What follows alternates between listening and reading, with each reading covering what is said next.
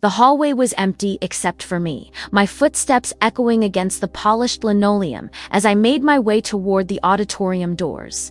Through the frosted glass, I could see the warm glow of stage lights and hear the muffled sound of Principal Morrison's voice, welcoming families to Lincoln High's class of 2024 graduation ceremony. I pressed my face closer to the glass, trying to catch a glimpse of the sea of blue caps and gowns inside. Somewhere in that crowd of graduates sat my empty chair, the one with my name on a small placard that no one would ever see. Row 7, seat 14. I had memorized the seating chart when it was posted outside the main office 3 weeks ago, back when I still thought I would be sitting there.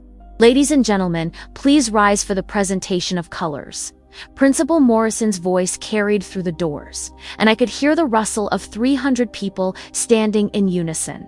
The sound made my chest tight, with a longing so sharp it felt like drowning. I shouldn't have come, I knew that, but I couldn't stay away either. This was supposed to be my day too, my moment of triumph after 4 years of fighting to survive in a place that had never wanted me. Instead, I was standing in an empty hallway like a ghost, haunting my own graduation. The irony wasn't lost on me. For 4 years, I had been invisible at Lincoln High, the weird kid, the loner, the one who ate lunch in the library and walked the hallways with my head down, hoping to avoid notice. And now, on the day I was supposed to finally be seen, to finally matter, I was more invisible than ever. My phone buzzed in my pocket. A text from my mom: "Saved you a seat in the 3rd row. Where are you?" I stared at the message, my thumb hovering over the keyboard. How could I explain that I wasn't coming? How could I tell her that her daughter, the first person in our family to graduate from high school, was too ashamed to walk across that stage? Another buzz: "Honey, the ceremony is starting. Are you okay?" I turned off my phone without responding and slumped against the wall, sliding down until I was sitting on the cold floor. Through the doors, I could hear the opening notes of Pomp and Circumstance, and I closed my eyes, imagining what it would have felt like to walk down that aisle in my cap and gown, to have my moment in the spotlight after years of living in the shadows. But that was before last week, before everything changed, before I learned that sometimes the thing you've worked hardest for can be taken away by something completely beyond your control. The music swelled, and I could picture the graduates filing in, their families taking photos, everyone smiling and proud and celebrating the culmination of their high school journey. I had dreamed of this moment for years, not the ceremony itself, but what it represented. Proof that I had survived, proof that I had made it through 4 years of being different, of being alone, of being the target of whispers and stares and casual cruelty. I pulled my knees to my chest and wrapped my arms around them, making myself as small as possible. It was a position I had perfected over the years, a way of disappearing, even when you couldn't actually leave. I had sat like this in bathroom stalls during lunch, in empty classrooms after particularly bad days. In my bedroom, when the weight of being unwanted became too much to bear. The sound of applause drifted through the doors, and I knew they were introducing the valedictorian. Sarah Chen, probably. She had been my only real competition for the top spot, and she deserved it. She was brilliant and kind and everything I could have been if I hadn't been so broken, so fundamentally flawed in ways that made people uncomfortable. I thought about my cap and gown, hanging in my closet at home. My mom had been so excited when we picked them up from the school office, taking pictures of me trying them on, talking about how proud my dad would have been if he were still alive. She had even bought a new dress for the ceremony, navy blue with small flowers, the kind of outfit she never would have splurged on for herself. She was probably sitting in that 3rd row seat right now, checking her phone, wondering where I was. Maybe she was telling herself I was just running late, that I would appear any moment and everything would be fine. Maybe she was starting to worry, to wonder if something had happened to me. Something had happened to me. Just not the kind of thing she would ever imagine. The applause inside grew louder, and I heard Principal Morrison's voice again. "Ladies and gentlemen, our valedictorian, Sarah Chen." I smiled despite everything. Sarah would give a good speech. She would talk about overcoming challenges and reaching for dreams, and how their class was ready to change the world. She would make everyone feel hopeful and inspired, the way graduation speeches were supposed to. I wondered what I would have said if I had been chosen as valedictorian. Probably something about finding your place in the world, even when the world doesn't seem to have a place for you. Something about the courage it takes to be different, to stand alone, to keep going when everything inside you wants to give up. But I would never give that speech now. I would never walk across that stage, never shake Principal Morrison's hand, never hear my name called out in front of everyone who had spent 4 years pretending I didn't exist. My phone buzzed again. Another text from my mom. "Jess, I'm getting worried. Please let me know you're okay." I stared at her message, feeling the familiar weight of guilt settle over my shoulders. She had sacrificed so much for me, worked double shifts at the diner to pay for my school supplies and college applications, bragged to her coworkers about her daughter, who was going to be the first in the family to go to college. And now I was going to disappoint her in the most spectacular way possible. Through the doors, I could hear Sarah's voice, clear and confident as she delivered her speech. I couldn't make out the words, but I could hear the rhythm of her sentences. The places where she paused for emphasis, the moments when the audience laughed or applauded. I closed my eyes and tried to imagine myself up there instead. Tried to picture walking up to that podium, looking out at all those faces, speaking words that mattered. But every time I tried to visualize it, the image dissolved, replaced by the memory of last week, of the moment when everything I had worked for crumbled into dust. The sound of sustained applause told me Sarah's speech was ending, and I knew what came next. The presentation of diplomas, the moment when each graduate's name would be called, when they would walk across the stage and receive the piece of paper that represented for years of their lives. My name was on that list. Jessica Marie Torres. It would be called out in alphabetical order, somewhere between Thompson and Valdez, and when it was called, there would be silence, an empty chair, a missing person. I pressed my back against the wall and prepared to listen to my own absence. To hear the echo of the name that should have been mine, but now belonged to no one. The hallway felt colder now, as if the building itself was settling into the quiet that comes after everyone has gathered in one place, leaving the rest of the world empty and forgotten. I could hear the steady rhythm of names being called through the auditorium doors, each one followed by a brief pause, the sound of footsteps across the stage, and then applause. Michael Anderson. Pause. Footsteps. Applause. Jennifer Bailey. Pause. Footsteps. Applause. I found myself counting the names, calculating how long it would be before they reached the T's, before they called out Jessica Torres to an empty chair and a confused silence. My stomach churned with each name that brought them closer to that moment. The fluorescent lights above me hummed with a sound I had never noticed before. A low electrical buzz that seemed to match the anxiety thrumming through my veins. I had spent so many hours in these hallways over the past 4 years, but I had never been alone in them like this. Usually, they were filled with the chaos of passing periods, the slam of lockers, the chatter of students moving between classes. Now, they felt like a tomb. My phone buzzed again. This time, it wasn't my mom, it was my best friend Emma, the only person at Lincoln High who had ever really seen me. "Where are you? Your mom is freaking out." She asked me if I knew where you were. I stared at the message, my fingers trembling as I typed back, "I can't do it." The response came immediately. "What do you mean you can't do it? Jess, you have to be here. This is your day." But it wasn't my day. Not anymore. Not since last Tuesday, when everything I thought I knew about myself, about my place in the world, about my future, had been ripped away in a single conversation that lasted less than 10 minutes. I had been so careful for so long. For years of hiding, of pretending, of constructing an elaborate facade that would get me through high school and into college, where I could finally be myself. For years of dating boys I didn't care about, of laughing at jokes that weren't funny, of carefully monitoring every word and gesture to make sure no one suspected the truth about who I really was. And then, one moment of weakness. One slip. One person who saw through the mask I had worn for so long, David Chen. Pause, footsteps. Applause. Maria Delgado. Pause. Footsteps. Applause. They were getting closer to the tease. Closer to the moment when my absence would become public, when everyone would know that something was wrong with Jessica Torres, that she couldn't even show up to her own graduation. I thought about my mom, sitting in that third-row seat, probably checking her phone every few seconds, her worry growing with each passing minute. She had been so excited about today, had taken the day off work, even though she couldn't afford to lose the pay. She had invited her sister, my Aunt Carmen, to come watch her daughter graduate. They were probably sitting together right now, whispering about where I could be, making excuses for my absence.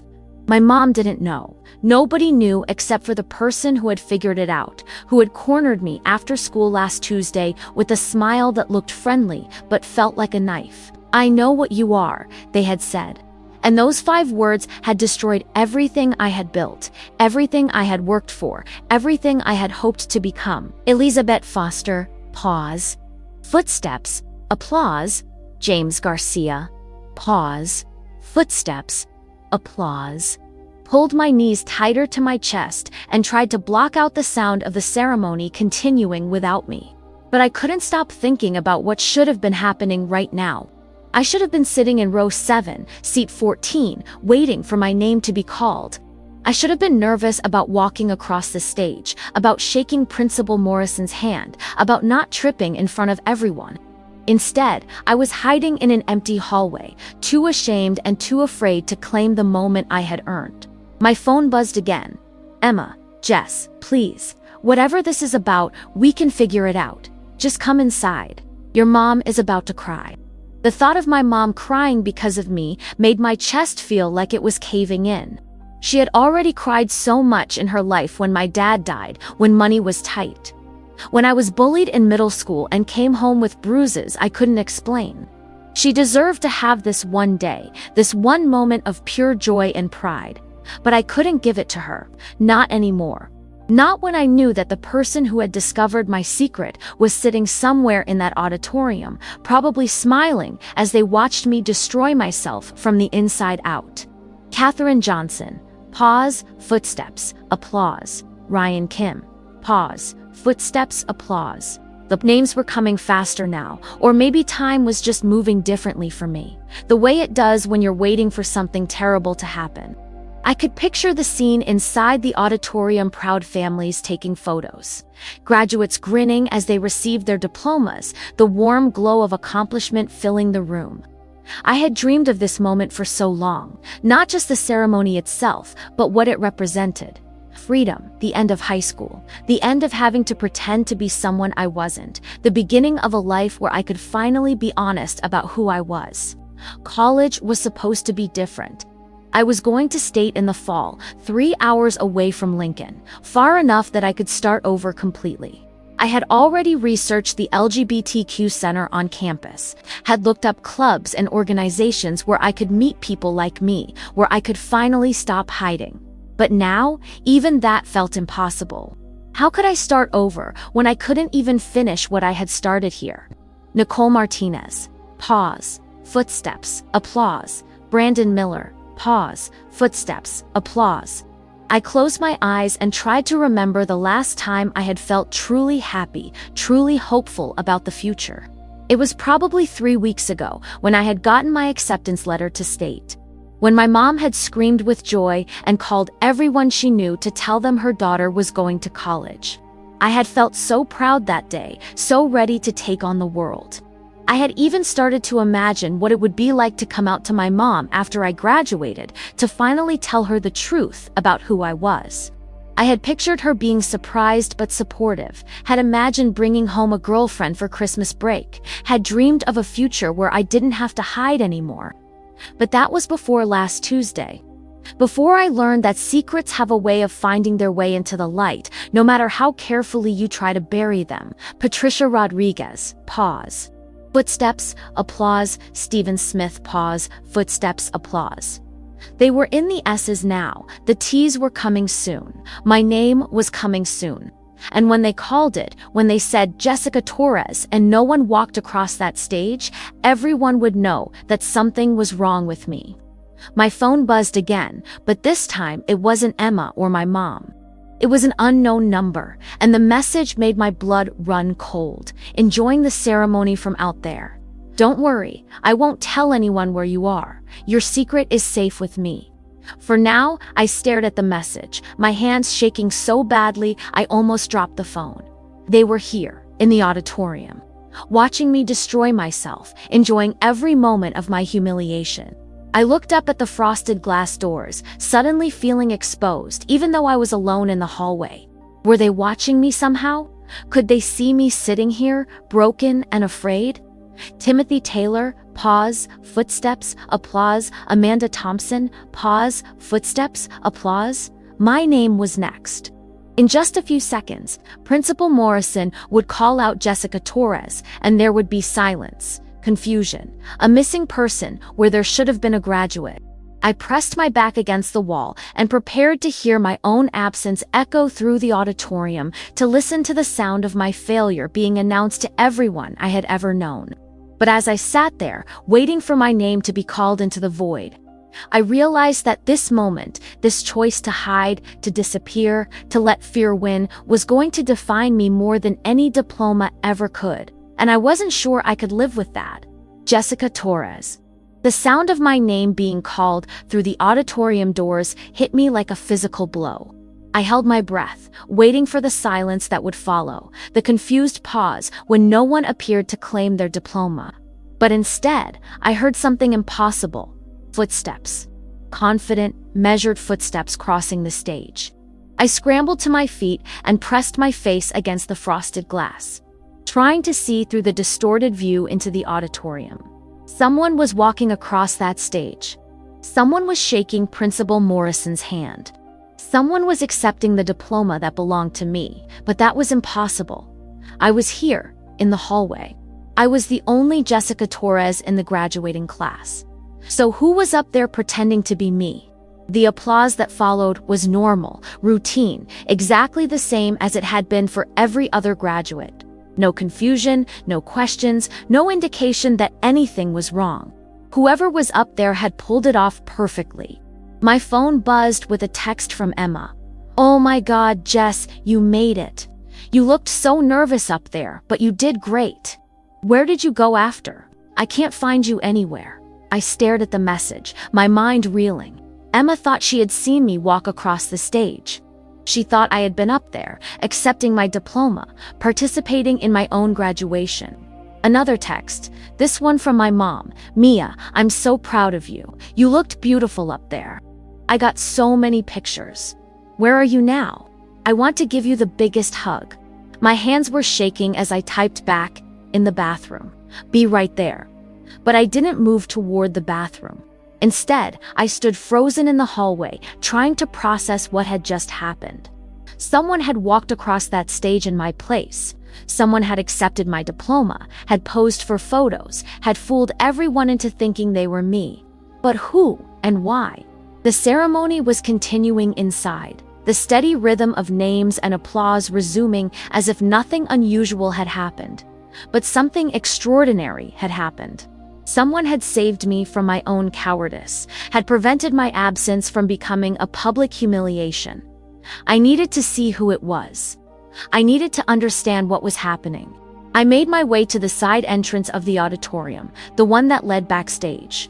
The door was usually locked during events, but I had discovered years ago that the latch was broken, that you could slip inside if you knew exactly how to jiggle the handle. The backstage area was dimly lit and filled with the detritus of countless school productions, set pieces, costume racks, abandoned props. I could hear the ceremony continuing on the other side of the heavy curtain that separated the stage from the backstage area. And there, sitting on a stack of wooden crates in the shadows, still wearing my cap and gown, was Alex Rivera. Alex Rivera, who had been in my English class for 2 years, but had never spoken more than a few words to me. Alex Rivera, who was quiet and thoughtful and seemed to exist on the periphery of high school social life, just like I did. Alex Rivera, who was looking at me now with a mixture of nervousness and determination. "You came," they said softly, and their voice carried a weight of relief that I didn't understand. "What did you do?" I whispered, moving closer. Why are you wearing my cap and gown? How did you? I saw you in the hallway, Alex interrupted, standing up slowly. Before the ceremony started, you looked ... broken, like you were carrying something too heavy to bear alone. I stared at them, trying to process what they were telling me. You saw me. I was late getting to the auditorium, Alex explained. I saw you through the glass doors, sitting on the floor, looking like the world had ended, and I thought maybe I could help, by pretending to be me. The words came out sharper than I intended, but I was still reeling from the shock of what had happened. By making sure you didn't lose something you worked so hard for, Alex said quietly. I know what it's like to feel like you don't belong, Jess. I know what it's like to want to disappear rather than face a room full of people who don't really see you. They paused, and in the dim light backstage, I could see something vulnerable in their expression. Something that made me realize this wasn't just about helping a classmate in distress. I know what it's like to have a secret that feels too big to carry, Alex continued. And their voice was barely above a whisper now. I know what it's like to be afraid that if people knew the truth about who you really are, everything you've worked for would disappear. The words hit me like a revelation, and suddenly I understood. Alex knew. Somehow, they knew about me, about the secret that had driven me to hide in the hallway instead of claiming my moment of triumph. How do you? I started to ask, but Alex held up a hand to stop me. Because I have the same secret, they said simply. Because I've been watching you for 4 years, wondering if you were like me, hoping maybe I wasn't as alone as I felt. The confession hung in the air between us, heavy with years of unspoken understanding. I thought about all the times I had noticed Alex in the hallways, in classes, always on the periphery like me, always careful, always watching. I had assumed they were just another quiet kid trying to get through high school unnoticed. I had never imagined they were hiding the same truth I was. The person who figured it out, I said slowly. Who confronted me last week, Derek Mason, Alex said. And there was anger in their voice now. He cornered me too, about a month ago. Told me he knew what I was, said he had evidence that could ruin my life. I felt a chill run down my spine. Derek Mason, the same person who had destroyed my sense of safety, who had made me feel like my secret was a weapon that could be used against me at any moment. What did you do? I asked. Alex smiled, and for the first time since I had discovered them backstage, they looked genuinely happy. I told him to go ahead and tell everyone. I told him I was tired of hiding, tired of being afraid, tired of letting people like him have power over people like us. I stared at them, amazed by their courage, by their willingness to face the thing that had driven me into hiding. And what happened? Nothing, Alex said with a shrug. Turns out bullies like Derek only have power when you're afraid of them. When you stop being afraid, when you stop caring what small-minded people think, they have nothing left to threaten you with. I thought about the text message I had received during the ceremony, the taunting words from Derek about keeping my secret safe. I thought about how much power I had given him over my life, how I had let his discovery of my truth turn my graduation day into a nightmare. I can't be like you, I said quietly. I can't just stop being afraid. You don't have to stop being afraid, Alex said, moving closer to me. You just have to stop letting fear make your decisions for you. They reached into the pocket of my cap and gown, the one they were still wearing, and pulled out my diploma. The piece of paper I had earned through 4 years of hard work. The symbol of everything I had accomplished, despite feeling like an outsider in my own life. This belongs to you, Alex said, holding it out to me. You earned it. You deserve it. And no one, not Derek Mason, not anyone has the right to take it away from you. I took the diploma with trembling hands, feeling the weight of it, the reality of what it represented. I had graduated. Despite everything, despite my fear and my shame and my inability to walk across that stage myself, I had made it through high school. Thank you, I whispered, and the words felt inadequate for what Alex had done for me, for the gift they had given me. Don't thank me yet, Alex said with a smile. Because now you have to decide what you're going to do with it. Through the curtain, I could hear the ceremony winding down. Principal Morrison giving his closing remarks, the sound of chairs scraping as people prepared to leave. Soon, the auditorium would empty, and I would have to face my mom, my family, my friends. I would have to explain where I had been, why I had disappeared, what had happened to me. But for the first time in a week, I felt like maybe I could face those conversations. Maybe I could find the courage to tell the truth, to stop hiding, to claim the life I had been too afraid to live. "Alex," I said, looking at this person who had saved me from my own fear, "would you like to meet my mom?" They smiled, and in that smile, I saw the beginning of something I had never thought possible: the chance to stop being alone. To find someone who understood, to build a life based on truth instead of hiding. "I'd love to," they said. And for the first time in years, I believed that everything was going to be okay. Alex and I stood backstage for a moment longer. The weight of shared understanding settling between us like a bridge finally built across years of isolation. But as the sounds of the ceremony's conclusion grew louder, chairs scraping, voices rising in celebration, families gathering, I felt the familiar panic beginning to creep back in. "I don't know if I can do this," I whispered, clutching my diploma so tightly the edges were beginning to crumple. What if my mom asks questions? What if she wants to know why I look different in the photos? What if Jess? Alex's voice was gentle but firm. "Look at me." I met their eyes, and in them I saw something I had never seen, reflected back at me before: complete understanding without judgment, recognition without fear. "Your mom loves you," Alex said simply. "She's been sitting in that auditorium for the past hour, worried sick about where you were, but still beaming with pride every time someone mentioned your name." That kind of love doesn't disappear when you tell the truth about who you are. I wanted to believe them, but for years of hiding had taught me to expect rejection, to prepare for the worst-case scenario in every situation. "You don't know my mom," I said. "She's traditional, religious. She has certain expectations about who I'm supposed to be, who I'm supposed to marry, what kind of life I'm supposed to live." Alex nodded slowly. "My parents are the same way. We're the same way. I should say were. I came out to them 3 months ago," Alex said, and I could see the memory of that conversation playing across their face, painful but ultimately liberating. "It was the hardest thing I've ever done. My dad didn't speak to me for 2 weeks.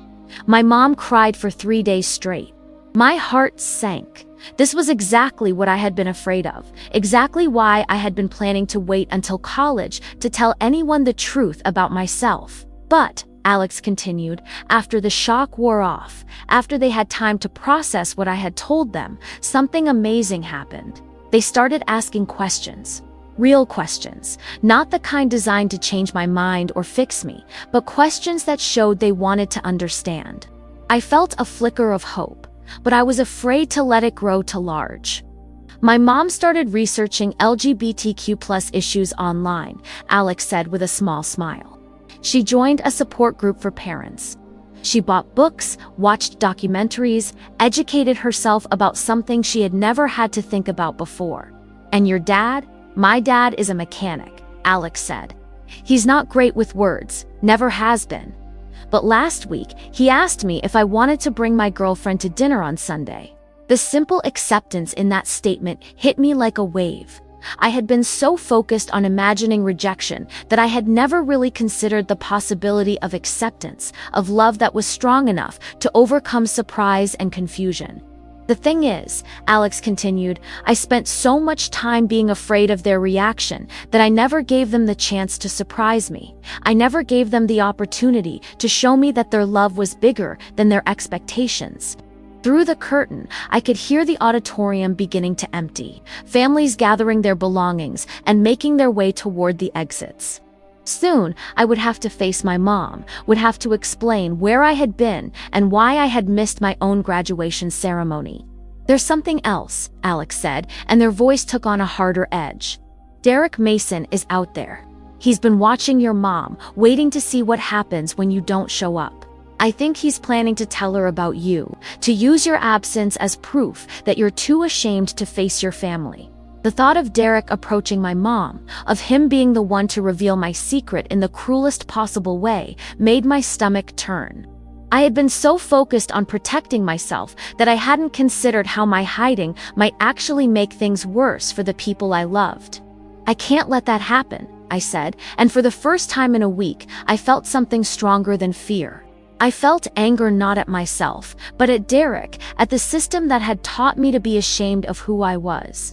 At the world that made kids like me feel like we had to choose between authenticity and acceptance. "Then don't," Alex said simply. "Take control of your own story. Tell your truth before someone else tells it for you." I looked down at my diploma. This piece of paper that represented for years of academic achievement, but also for years of hiding, of pretending, of being someone I wasn't. I thought about all the times I had imagined this moment, graduation day. The beginning of my real life, the first step toward freedom. I had always pictured it happening in college, 3 hours away from everyone who knew me, in a place where I could start fresh and be honest from the beginning. But maybe that was the wrong way to think about it. Maybe freedom wasn't about running away from the people who loved me. Maybe it was about trusting them enough to let them love the real me. "Will you come with me?" I asked Alex. When I talked to my mom, they nodded without hesitation. "Of course, but Jess, you need to know whatever happens, you're going to be okay. You're stronger than you think you are, and you're not alone anymore." I took a deep breath, feeling something shift inside me, some fundamental change in how I saw myself and my place in the world. For 4 years, I had defined myself by what I was hiding. But maybe it was time to start defining myself by what I was brave enough to reveal. "Okay," I said, and my voice was steadier than it had been all day. "Let's go find my mom." We made our way out of the backstage area and into the main hallway, where families were streaming out of the auditorium. Graduates posing for photos with their diplomas, everyone glowing with the satisfaction of a milestone reached.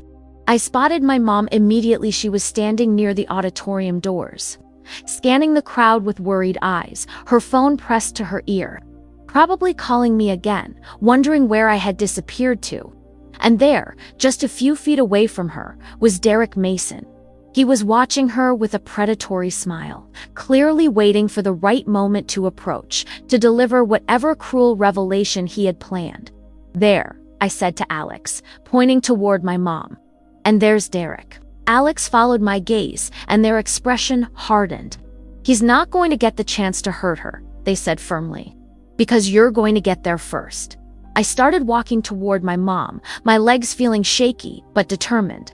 Alex fell into step beside me, and I could feel their presence like a source of strength, a reminder that I wasn't facing this alone. As we got closer, I could see Derek starting to move toward my mom, his smile growing wider as he prepared to deliver his blow. But I was closer, and I was faster, and I was done letting him control my story. "Mom," I called out, and she turned toward me with relief flooding her face. "Jess, there you are." I was so worried, she stopped mid-sentence as she took in my appearance. The fact that I wasn't wearing my cap and gown, the way Alex was standing beside me in graduation attire, that clearly wasn't theirs.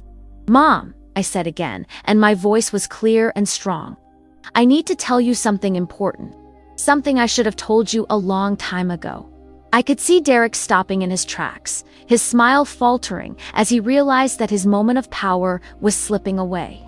I could see my mom's confusion, her concern, her love all mixed together in her expression, and I could see Alex beside me, steady and supportive, proof that I wasn't the only one who had found the courage to stop hiding. "I'm gay, Mom," I said, the words coming out clear and simple and true. "I've known for years, and I've been afraid to tell you because I was scared you wouldn't love me anymore. But I can't keep hiding who I am. I won't keep hiding who I am." The words hung in the air between us, and for a moment, the world seemed to stop. My mom's eyes widened, and I could see her processing what I had told her, trying to reconcile this new information with everything she thought she knew about her daughter. Behind her, Derek's face had gone from predatory satisfaction to frustrated anger. His weapon had been taken away, his moment of power dissolved by my decision to tell my own truth. "Mia," my mom said softly, and there were tears in her eyes. "Is this why you missed the ceremony? Is this why you've been so distant lately?" I nodded, not trusting my voice to remain steady.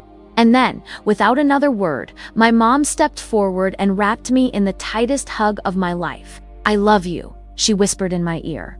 "I love you exactly as you are, and nothing will ever change that." Over her shoulder, I could see Derek turning away in disgust, his plan to hurt me and my family completely thwarted by the simple power of truth and love. And I knew that Alex had been right. I was stronger than I thought I was, and I wasn't alone anymore. The hug lasted forever, and not nearly long enough. When my mom finally pulled back, her hands remained on my shoulders, her eyes searching my face as if she were seeing me clearly for the first time in years. "How long have you known?" she asked gently, and there was no judgment in her voice, only curiosity and love. "Since I was 14, I said, the honesty feeling strange and wonderful after so many years of careful deflection. Maybe longer, but that's when I finally had words for it." My mom nodded slowly, and I could see her thinking back over the past 4 years. Probably remembering moments that made more sense now: my lack of interest in the boys who asked me to dances, my discomfort with certain conversations, the way I had always seemed to be holding something back. "And this is Alex Javest," turning to look at my friend with genuine warmth. "Alex Rivera," they said, extending their hand. "I'm sorry we had to meet under such unusual circumstances, Mrs. Torres." "Alex is the one who walked across the stage for me," I explained. "When I couldn't find the courage to do it myself, they made sure I didn't lose my diploma." My mom's eyes widened as she looked between us, understanding dawning on her face. "You pretended to be Jess. You walked across that stage in her place." Alex nodded, looking slightly embarrassed. "I saw her in the hallway before the ceremony, and she looked so scared, so alone. I couldn't let her lose something she had worked so hard for just because she was afraid." "That was incredibly brave," my mom said, and her voice was thick with emotion. "Thank you for taking care of my daughter when she couldn't take care of herself." I felt tears starting to form in my eyes again, but these were different from the tears I had shed in the hallway. These were tears of relief, of gratitude, of the overwhelming realization that the love I had been so afraid of losing had been there all along, waiting for me to trust it. "I'm sorry I missed the ceremony," I said to my mom. "I know how much it meant to you, how proud you were, Mia," she interrupted, cupping my face in her hands. "I am proud of you, not because you graduated, though that's wonderful, but because you found the courage to tell me the truth. That takes more bravery than walking across any stage." Behind us, I could hear the sounds of other families celebrating, taking photos, making plans for graduation parties. The normal rhythms of a milestone achieved, a chapter closed, a future beginning. "There's something else," I said, knowing that if I was going to be completely honest, I needed to tell her everything. "Someone at school found out about me. Derek Mason. He's been threatening to tell people to use it against me. That's why I was so scared today, why I couldn't face being up there in front of everyone." My mom's expression hardened, and I saw a flash of the fierce protectiveness that had gotten us through my dad's death, through years of financial struggle, through every challenge we had faced together. "Where is he?" she asked, and there was steel in her voice. "It doesn't matter," I said quickly. "He can't hurt me anymore. By telling you myself, by choosing to be honest, I took away his power over me." Alex nodded in agreement. "Bullies like Derek only have power when you're afraid of them. When you stop being afraid, when you stop caring what small-minded people think, they have nothing left to threaten you with." My mom looked at Alex with new respect, understanding that they had been through their own version of this struggle. "Are your parents here?" she asked them. "They are," Alex said with a smile. "They're probably wondering where I disappeared to. I should probably go find them and explain why I'm wearing someone else's cap and gown." "Bring them over," my mom said immediately. "I'd like to meet the parents who raised such a thoughtful, brave young person." As Alex went to find their family, my mom and I stood together in the slowly emptying hallway, processing everything that had happened, everything that had changed in the space of a single conversation. "Are you disappointed?" I asked. The question that had been haunting me for years, finally spoken aloud. "Disappointed," my mom repeated, looking genuinely confused. "Mia, why would I be disappointed?" "Because I'm not who you thought I was. Because I can't give you the life you imagined, the wedding, the grandchildren, the traditional family you wanted." My mom was quiet for a moment, and I could see her choosing her words carefully. "When your father died," she said finally, "I thought my life was over. I thought all my dreams, all my plans for our future had died with him. But you know what I learned?" I shook my head, waiting. "I learned that love is bigger than plans. Love is bigger than expectations. Love is bigger than the stories we tell ourselves about how life is supposed to go." She paused, looking directly into my eyes. "I don't need you to be who I thought you were, Jess. I need you to be who you are.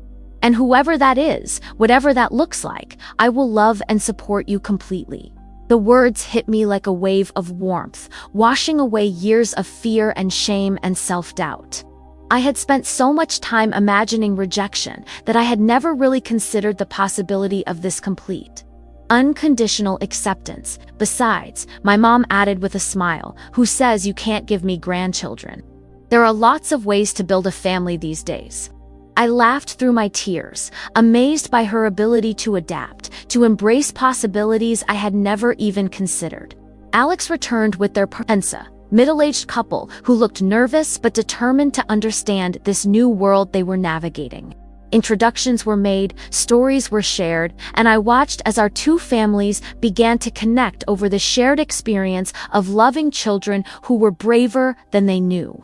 As we all stood together in that hallway, graduates and parents, friends and allies, people who had found each other in the most unexpected ways, I realized that this was what graduation was really supposed to be about. Not the ceremony itself, but the moment when you stop being afraid of who you are and start embracing who you're becoming. "You know what?" my mom said, pulling out her phone. "We need to take some pictures, real pictures, with both of you to commemorate this day." As we posed together, Alex still wearing my cap and gown, me holding my diploma, our parents beaming with pride, I thought about how different this day had turned out from what I had imagined. I had expected to walk across a stage and receive a piece of paper. Instead, I had found my voice, claimed my truth, and discovered that love really was bigger than fear. The camera flashed, capturing a moment that would become the real beginning of my story. Not the story of the girl who hid in hallways, but the story of the young woman who found the courage to step into the light. Sometimes the most important graduation happens not when you walk across a stage, but when you finally walk into your own truth.